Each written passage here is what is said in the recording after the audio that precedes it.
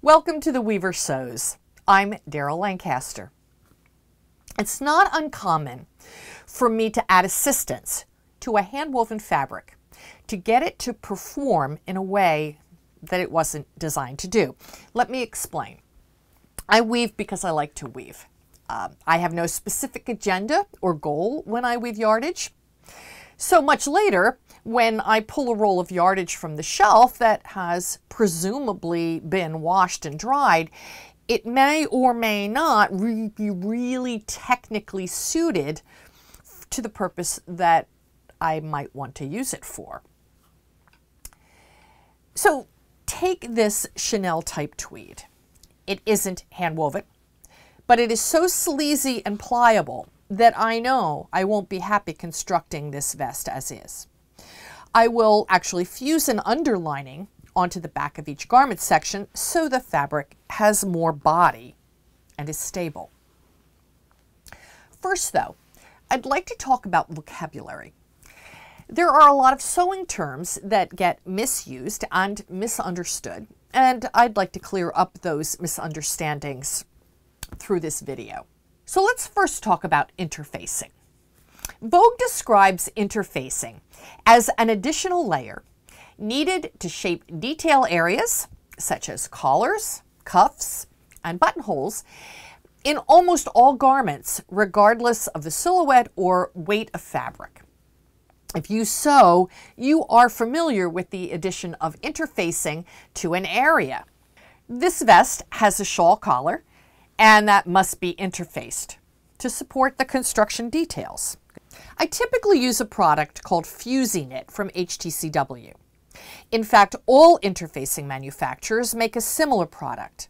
It is a knitted nylon tricot with a fusing agent on one side, stable in the lengthwise grain, and very flexible in the crosswise grain.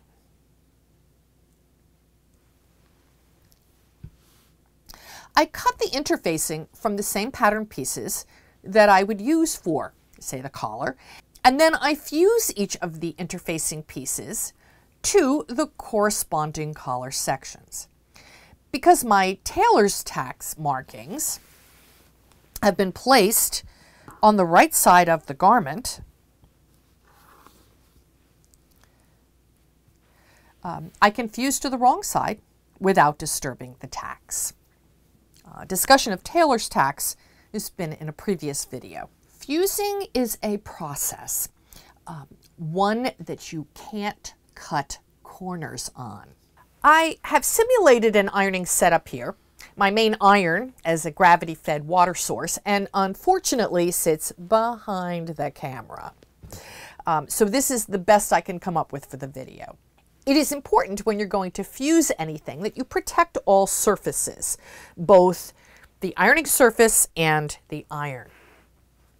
For the ironing surface, I have a large piece of canvas, which I've put between the ironing board and the fabric that I'm about to interface. The ironing board in this case is a cardboard cutting board with an old ironing pad on top. I place the garment sections wrong side up, and so you can see tailor's tacks are back here, and lay the interfacing wrong side down. That would be the fusible side. That's the sparkly, sandpapery side down, and make sure that everything is grain perfect. Once you fuse the interfacing down, if the grain was skewed in any way, that will become permanent. Though, in an emergency situation, it is possible to unfuse something with lots of heat and two people pulling apart as they're heated up, but it isn't really recommended. Best to get it right the first time. Once the two layers are together, pass the iron over the interfacing, not touching, allowing the steam to penetrate and steam shrinking the interfacing. Now, this particular collar band is in two sections because I wanted to put an inseam buttonhole in it. So what I did is I cut right through the buttonhole placement line and then added seam allowance. So these two pieces will eventually be sewn together and a gap will be left where the buttonhole will go. Steam shrinking the interfacing is an important step. I'm always hesitant to pre-shrink my fusibles in hot water. I think it starts to loosen the glue, and I find I get acceptable results by just steam shrinking the interfacing first. Once the interfacing is steam shrunk, place a cloth over the whole thing. I have a small cloth here, so I'll be moving it. I prefer silk organza. This is silk organza. It's pretty stiff, but it's open and porous enough to allow the steam, but it will protect the bottom of the iron. Press firmly for 15 seconds before moving the iron. 1 1000, 2 1000, 3 1000, 4 1000, 5 13, 14, 15.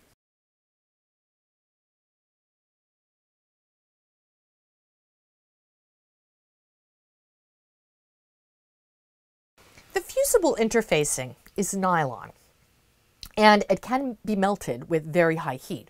So it's important to test what your iron can do with scraps of interfacing on scraps of handwoven.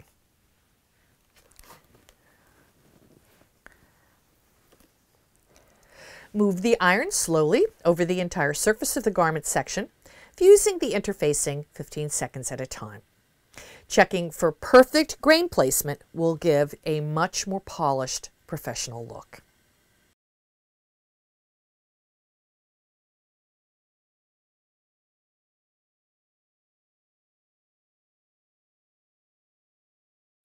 When it's cool, check to see if there are any missed spots, any bubbling, any areas that don't appear to have been fused. Like here, I just missed this whole edge, and I missed this one too. Remember, this has to hold for the life of the garment. So, we've covered interfacing, but what the heck is underlining? Vogue says that an underlining is used for fabric support and to impart a sculptured look to the garment. Let's go back to our Chanel type tweed. And again, this is not a handwoven, but it is similar in weight and raveliness to handwoven fabric. It's too flimsy and too movable to work well and support a vest in an outer garment. I'm going to fuse an underlining, which is an additional support layer, not to be confused with interfacing, and mount it on the wrong side of the garment. Fusibles work really well for handwoven and handwoven-like fabrics, specifically knit fusibles, because they flex and can really embed into the back of the fibers. My favorite fusible underlining is something I call Texturized Weft. It is the same product as the old Handler Textile Corporation's Textured Weft, which was discontinued years ago. The same process for fusing is as described previously. The Texturized Weft has an inserted texturized heat-set poly weft into the knit construction to maintain that lofty feel to the handwoven fabric. And this also, again, is stable in the lengthwise grain and very flexible in the crosswise grain. Though you can certainly use the Fusi Knit Tricot as a fusible underlining, and you can use the Texturized Weft as an interfacing, I usually select the Texturized Weft interfacing as an underlining, as it gives the handwoven fabric loft. I sell both types of fusibles in my e-shop, and the links will be in the description below. First, let's talk about how handwoven fabric behaves in general. no matter how well you set, beat, wash, and full, handwoven fabrics tend to grow. This is because there's usually some dimension to the structure. And unlike linens and other household textiles, we don't press them so flat that they can't expand anywhere. The body acts like a giant steam iron and adds heat and moisture to the garment as you wear it. So over time, the handwoven structure will flatten out and expand, and you will most likely have that garment grow a size, sometimes two. Although one could always hope it's because we lost weight. This swing coat was created many years ago, hanging in a closet, traveling around the country, having a number of students try it on, and even wearing it myself over the years. Without any support, the fabric grows, and now the hem is 3 inches below the lining, which didn't grow.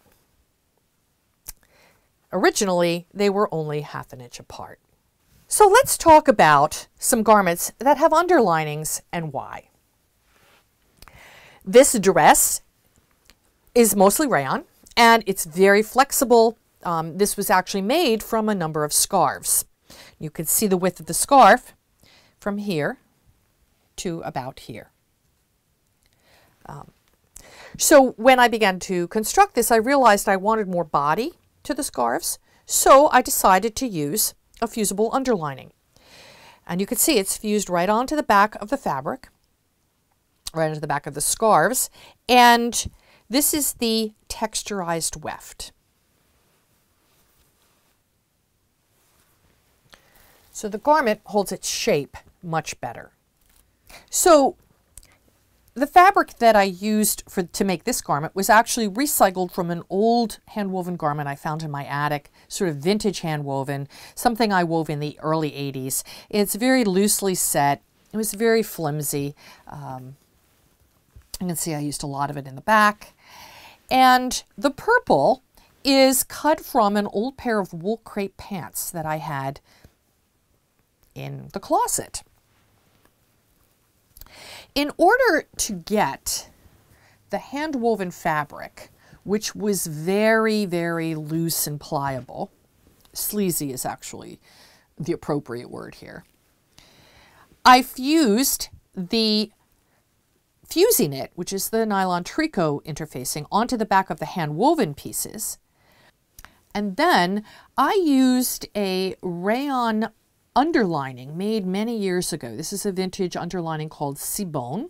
It's not made anymore, but it was an anti-static rayon, Bemberg rayon, that worked well for that purpose. I miss it terribly.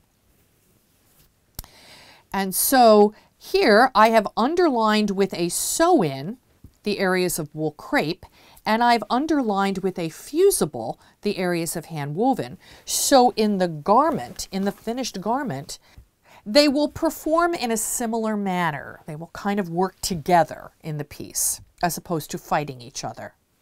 This is another dress. Again, it's a remake from a vintage piece of handwoven fabric, also loosely set. This fabric was originally a gored skirt, and I paired it with linen. Now, linen doesn't give at all. So in order to get these two to work together, I fused the fusible tricot as an underlining on the back of the handwoven. The linen has a sew-in underlining. This is a product called Stay Form, and it supports the linen and then it keeps it more in a similar weight to the handwoven that has been underlined. And again, they work beautifully together. Now this dress, it has an interesting story. It was made from the leftovers from a challenge that I did back in 2008. It was a challenge through the HGA, Handweavers Guild of America. And I was given yarn, and I had a partner, and we came up with a runway showpiece. So there was a little bit of the handwoven fabric left, and I made this really lovely dress. And I wore it beautifully a couple of times. And it grew a lot because Though the garment is lined, it does not have any kind of support on the back. My logic at the time was that it was a summer dress, and the conference actually was in Florida. I wanted to be able to have it absorb moisture and be lightweight and easy to wear in a hot climate, so I didn't want to put a fusible on the back. The downside of that is that it grew. And it grew to the point where it didn't really fit well. So I took the dress in, made it fit better, and continued to wear it. And it grew some more. Remember, in a hot climate, you're going to be perspiring, and moisture fills up that structure and will cause it to flatten out and expand. So this dress was remade twice, and I still stand by my decision because I wanted the dress to be cooler in the summer. These are all the kinds of conversations you have to have with yourself when you're making decisions on how to sew a garment and how to handle a handwoven fabric. So now, this is a handwoven duster. There's a lot going on here. And it's got collar and support, it's got pockets, and it's long. And even though this is not a traditionally tailored garment, I needed this fabric to not grow or move. I needed it a little bit more sculptural. So here, we look up inside this hem, you'll see I actually fused, and I put the nylon tricot as a fusible. What happens is I will test both my fusible options, and I'll make a decision based on that feel what I want inside that particular garment. So here I used the fusible tricot, and I fused each of the garment sections before constructing. Now this one is a more traditionally tailored garment. We have facings with bound buttonholes, we have piping, we have welt pockets. This is one of my favorite jackets. You can tell it's worn, and of course it's been summer, so it's hanging in the closet. But the hem is traditionally attached. It has a release pleat in it, but it's attached to the bottom. I needed this handwoven fabric to behave itself, to stay put, and to support all the construction details. So this was backed with a fusible. And I'm embarrassed to say at this point, I'm not sure which one it was because I made this many years ago. And the garment has held up and done its job. And the jacket that I'm wearing. Again, this is a handwoven fabric that I needed to have a little bit more of a sculptured look. It is lined and trimmed with linen. And because hems have actually a linen trim, there's no release in the lining. So it was important that the handwoven fabric not give or move at all either. So I backed this beautiful handwoven fabric with the texturized weft. So it's lofty, it's warm, and it doesn't move against the linen. Some advice: do not try to fuse an entire yardage. There's no way to get that yardage grain perfect. And it's much more likely that you'll end up fusing askew in the grain line. Instead, cut a garment section, cut a matching underlining from a fusible, and line up the garment section to be perfectly on grain.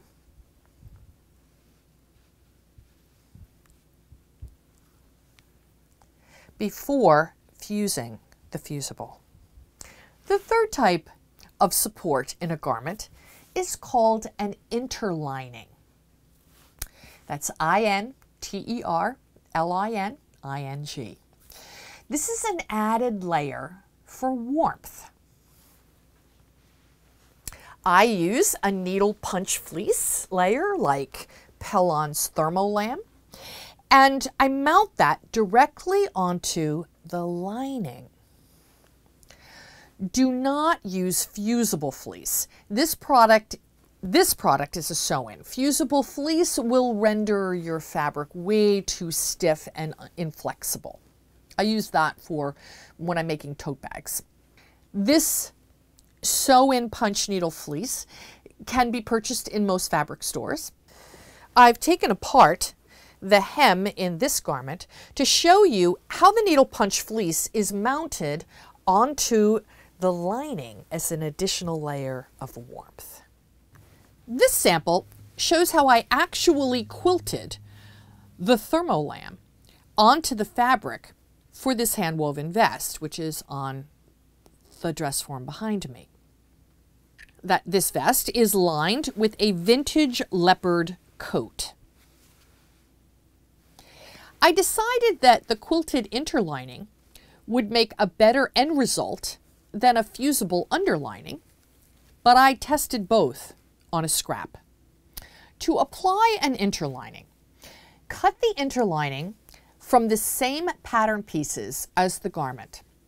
Remove the hem allowance from the interlining. You don't need that added bulk. Place the interlining and lining sections wrong sides together. Machine baste the two layers together, 1/2 inch from the cut edge, always sewing with the grain. And we have a video on that whole topic, so check the notes below. Trim the interlining bulk from the seam allowances. Here you can see that the interlining hem allowance was removed, and the bottom of the interlining has been catch stitched to the hemline of the lining. So it won't shift, but when the lining is turned up for the hem, you won't get that additional bulk.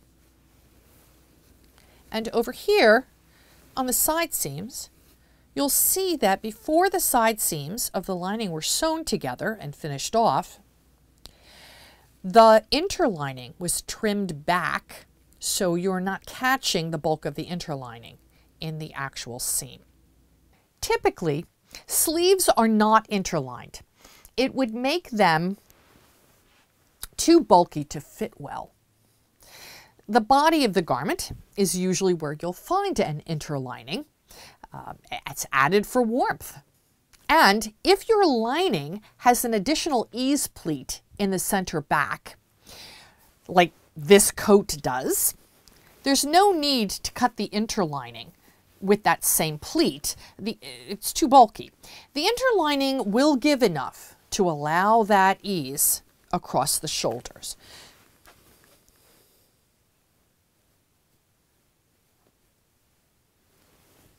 Know the guts in your garment. There are all kinds of ways to make a hand-woven fabric behave. One of the advantages of a fusible underlining is that it will keep all the edges from fraying. I've covered this issue in a previous video, but know that this is a great option when a fabric needs to be corralled into control. I'm Daryl Lancaster for The Weaver Sews.